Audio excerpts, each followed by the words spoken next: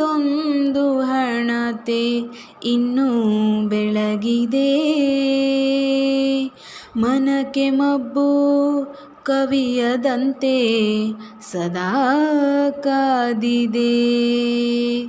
ಅಮ್ಮ ಹಚ್ಚಿದೊಂದು ಹಣತೆ ಇನ್ನೂ ಬೆಳಗಿದೆ.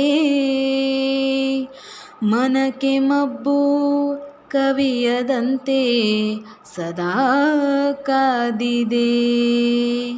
ಕೃತಕ ದೀಪ ಕತ್ತಲಲ್ಲಿ ಕಳೆದು ಹೋಗದಂತೆ,